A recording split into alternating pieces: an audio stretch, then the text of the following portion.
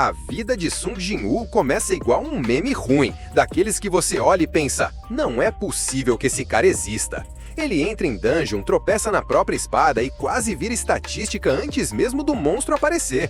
Tudo acontece rápido, com caos por todos os lados, como se o universo estivesse tentando dar um Alt F4 na existência dele. A sensação é de adrenalina misturada com aquele humor que surge quando você vê alguém lutando bravamente para não morrer de um jeito idiota. As cenas se atropelam enquanto dungeons desabam, monstros rosnando surgem na escuridão e Jin-woo aparece sempre no pior ângulo possível, suando, sangrando e questionando as escolhas de vida. O clima é tenso, mas com aquele toque irônico que faz você pensar se está vendo um herói ou só um cara muito teimoso que se recusa a aceitar a realidade. As imagens parecem saídas de um jogo bugado, com HUDs piscando, alertas vermelhos e close dramático que não ajuda em nada. E no meio desse caos todo, fica impossível não perguntar como esse sobrevivente profissional de situações vergonhosas virou uma máquina de destruição temida até pelos monstros. Porque tudo começa em um lugar onde ninguém deveria ter sobrevivido. E Jin-woo sobreviveu. Quer saber como? O mundo de Solo Leveling virou de cabeça para baixo quando portais começaram a cuspir monstros como se fosse um bug permanente na realidade. Para equilibrar a brincadeira, algumas pessoas despertaram como caçadores, cada uma presa em um nível de poder que não mudava nunca. É nesse cenário que surge Jin-woo, o cara que tirou 0 na prova e teve que conviver com isso para sempre. Mesmo fraco, ele se metia em dungeons do jeito mais teimoso possível, tentando ganhar dinheiro sem morrer de forma vergonhosa. Só preparamos o palco para a virada absurda que vem a seguir. Jin-woo já começava o dia levando bronca do corpo médico porque aparecia mais lá do que em missão. Ele aceitava qualquer dungeon barata só para pagar as contas, mesmo sabendo que seria quase um passeio escolar rumo ao hospital. Sua rotina era um combo de atrapalhada, determinação e azar, criando aquele clima de comédia triste que dá até pena. Mesmo assim, ele continuava insistindo, como um guerreiro de MMORPG nível 1 tentando solar um boss por pura teimosia. O clima esquenta quando o grupo entra em uma dungeon aparentemente simples, do tipo que ninguém leva muito a sério. Depois de algumas salas normais, eles encontram um templo gigante que não fazia sentido nenhum ali. As estátuas olhando para eles criam aquela vibe instantânea de a gente devia estar em casa. Mas como sempre, ninguém escuta o caçador mais fraco do time.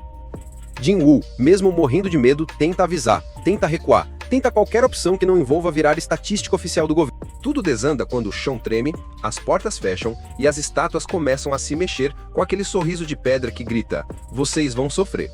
O grupo entra em pânico, enquanto regras misteriosas aparecem nas paredes, como se alguém tivesse ativado um modo tutorial assassino. Cada passo errado vira um golpe brutal, e Caçador vai caindo como dominó em mesa bamba. Jin-woo tenta organizar a galera, tenta entender o padrão, tenta até fazer o impossível, mas está claro que ele é o mais fraco no pior cenário. Agora me diz, depois desse desastre absurdo, qual anime você quer ver em 5 minutos no próximo vídeo? No final, quando o massacre silencioso toma conta da sala, ele percebe que só existe uma saída: se sacrificar para que alguns escapem. Ele respira fundo, encara a estátua gigante e aceita que aquela seria sua última missão. Pelo menos, deveria ser. Quando Jin-woo acorda no hospital, a primeira reação é achar que ainda está morto e só não recebeu o aviso oficial.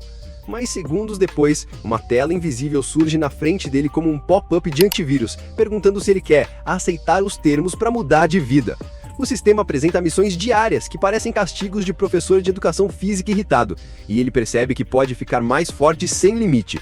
A sequência acompanha essa descoberta com humor, mostrando Jindo sofrendo para fazer flexões, correndo como se estivesse fugindo de boletos e tentando entender por que um videogame escolheu justamente ele como seu protagonista bugado. Os treinos vão ficando mais intensos e os resultados começam a aparecer. Ele completa missões absurdas, como carregar pesos inimagináveis, derrotar criaturas em arenas isoladas e sobreviver a desafios que fariam qualquer caçador veterano pedir demissão. A evolução é clara, e Jin-woo surge cada vez mais confiante, embora ainda reclamando de dor muscular como alguém que voltou para a academia depois de longas férias. O visual ganha dinamismo, com cortes rápidos mostrando sua transformação física e mental, criando o clima perfeito para o nascimento de um novo monstro, só que desta vez do lado dos humanos. A virada acontece quando Jin-woo finalmente volta às dungeons. Antes, ele corria de goblins, agora são os goblins que correm dele. As batalhas ficam rápidas, eficientes e cheias de humor, destacando como ele virou o tipo de ameaça que chefes de dungeon prefeririam ignorar no calendário.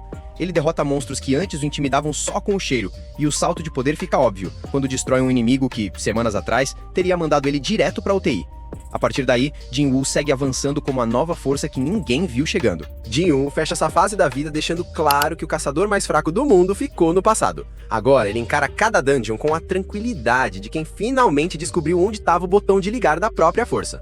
O vídeo termina com aquele clima empolgado, mostrando que tudo que vimos é só o início da ladeira acima que ele vai subir chutando porta de monstro. A sensação é de missão cumprida, mas com gosto de quero mais. E se você curtiu essa jornada rápida, fica por aqui porque ainda tem muito anime insano pra resumirmos juntos.